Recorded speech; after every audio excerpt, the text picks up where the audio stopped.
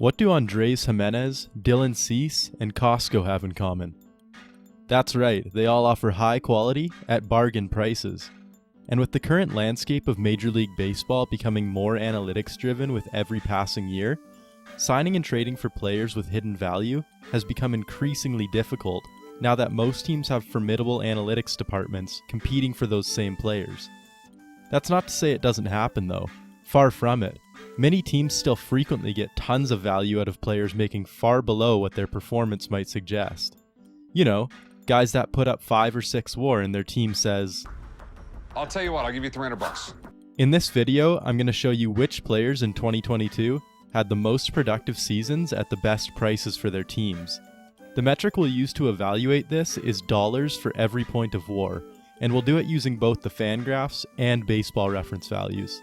Let's start off with the top 3 position players.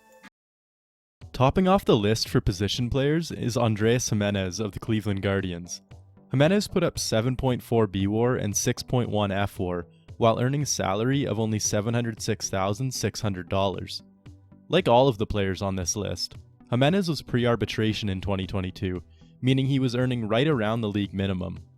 If he continues to produce at this level though, he'll get a huge payday as soon as he's arbitration eligible.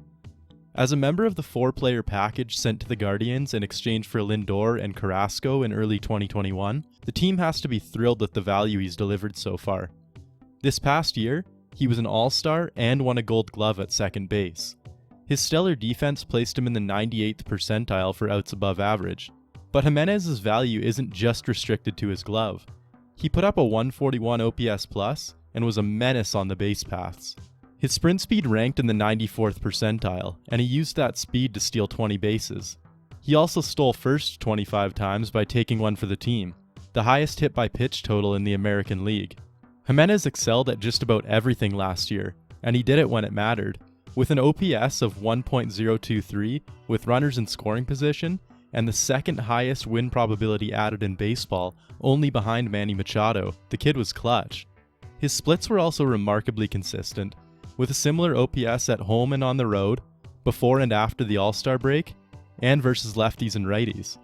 And if you're a pitcher, do yourself a favor and don't throw this guy a changeup. Gimenez tied for first place in run value added versus changeups with Freddie Freeman, and he did it in 122 less pitches. Our next best bargain player is Yordan Alvarez of the Houston Astros. Alvarez put up 6.8 bWAR and 6.6 fWAR, while earning a salary of $764,600. With the amount of huge hits Alvarez has already accrued in his short career, it seems shocking that he was still pre-arbitration this past year. Of course, he just signed a 6-year, $115 million deal with the Astros starting in 2023, so he's certainly getting what he's worth now. If it wasn't for Aaron Judge having his historic season in 2022, Alvarez would have likely been the most feared hitter in the league. Last year, he was an All-Star and won a Silver Slugger as a designated hitter. Unlike Gimenez, who provides value on both sides of the field, Alvarez produces all of his value at the plate. Primarily a DH, but seeing some playing time in left field, he boasted a 187 OPS plus. His baseball Savant sliders pretty much tell you the whole story. His only slider under 50% is his sprint speed, which doesn't really matter too much when you spend most of your time in the home run trot. But he's also not your stereotypical power hitter. Out of the 23 players who hit at least 30 home runs this year, Alvarez had the highest walk-to-strikeout rate at 0.74, with Nolan Arenado as a close second at 0.72. So he doesn't just mash the ball, he has a decent eye on top of it. He also showed the same consistency at the plate as Gimenez, with consistent splits home and away, pre- and post-All-Star break, and versus lefties and righties. And who could forget his clutch home runs against the Mariners in the playoffs last year? The final bargain position player on this list is Tommy Edman. Edman put up 6.4 bWAR and 5.6 fWAR, while earning a pre-arbitration salary of $722,900 playing for the St. Louis Cardinals last year. Luckily for Edman, his production won't be as severely underpaid this coming year, as he signed a 1-year, $4.2 million contract with the Cards for the 2023 season. Like Gimenez, Edman was a defensive wizard in 2022, ranking in the 100th percentile for outs above average, trailing only Dansby Swanson and Jonathan Scope. Despite his stellar fielding, he missed out on a Gold Glove award this past year after taking one home in 2021 at second base. Brendan Rodgers took that honor this year in the National League. The most likely explanation is that although Edman started off the year fielding only second base, he spent a significant amount of time at shortstop in the latter half of the season. At the plate, Edman put up a respectable 108 OPS+, but his real value came on the base paths. Coming in at second place in the National League for stolen bases, only behind John Birdie, he stole 32 bags while only being caught 3 times.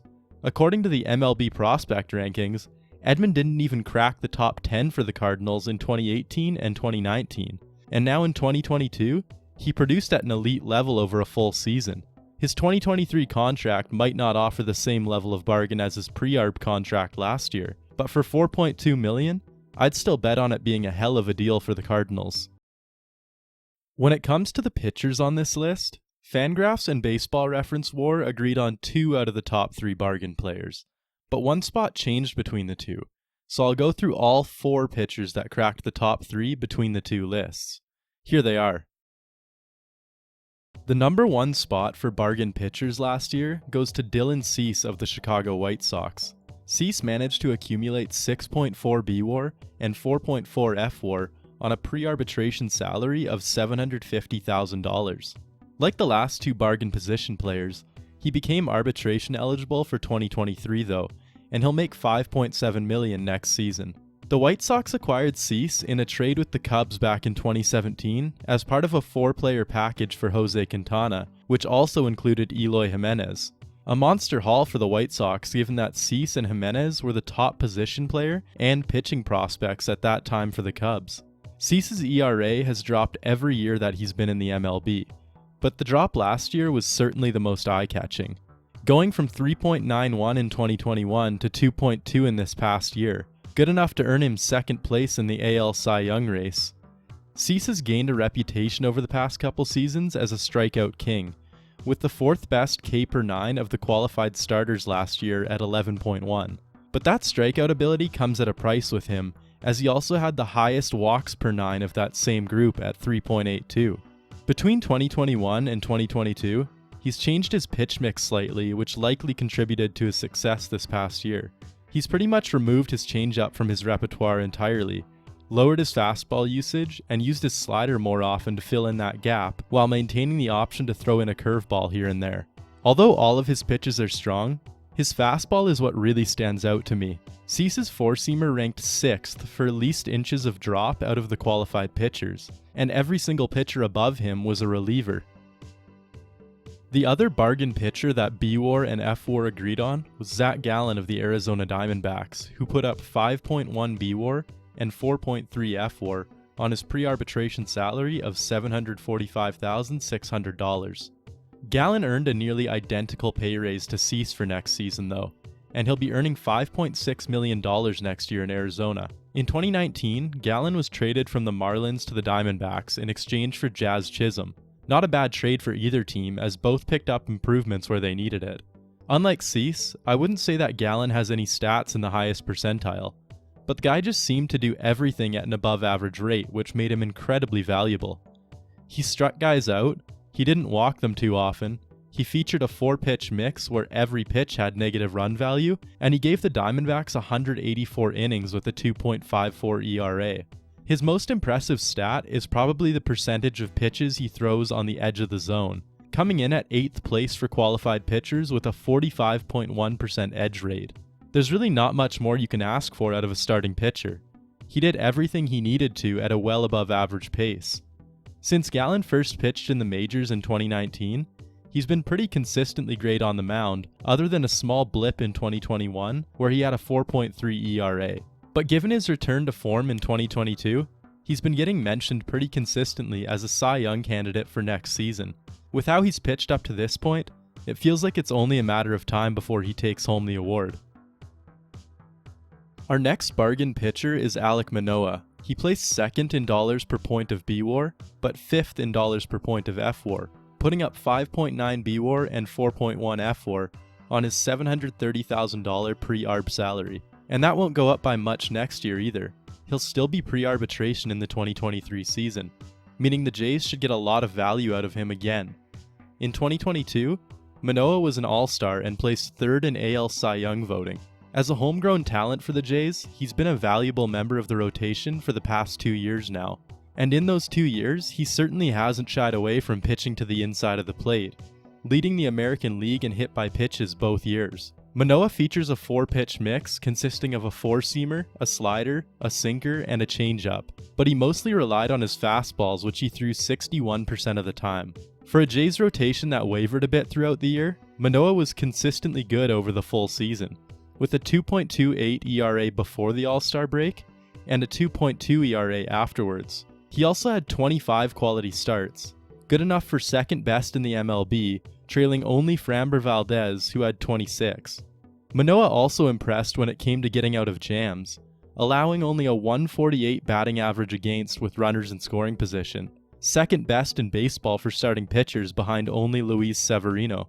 He's pretty much the perfect candidate for sportscasters to talk about how much dog he has in him. Our final bargain pitcher is Spencer Strider, who placed first in dollars per point of fWAR, but 10th in dollars per point of bWAR. Strider put together a 2022 season where he accumulated 3.7 bWAR and 4.9 fWAR on his $710,000 pre-arbitration salary. The Braves just signed Strider to a 6-year, $75 million contract, but the way the money's been split up, he'll still only be making $1 million next year, meaning that he'll likely be a great bargain again for the Braves in this coming season. His 2.67 ERA over 131 2/3 innings earned him second place in NL Rookie of the Year voting last year, losing out to teammate Michael Harris. For the most part, he threw 2 pitches, a 4-seamer and a slider, but he also mixed in a changeup once in a while. His 4-seamer was his bread and butter pitch though, throwing it 67% of the time. He averaged 98.1 miles per hour with it and put up a negative 20 run value, which ranked him 12th in baseball last year. Like Cease, Strider was a strikeout king in 2022. For pitchers who put up at least 100 innings last year, he ranked number 1 in baseball for strikeout rate at 38.3%. And it wasn't even close. Second place was Carlos Rodon at 33.4. He also had similar numbers against lefties and righties last year, with a whip of 1.03 and 0.96 respectively. And as if his performance last year wasn't enough, he's also got a pretty good argument for one of the best mustaches in baseball. In the interest of keeping this video reasonably short, I didn't get a chance to talk about a lot of great bargain players last year. So here's a list of the honorable mentions for position players and pitchers.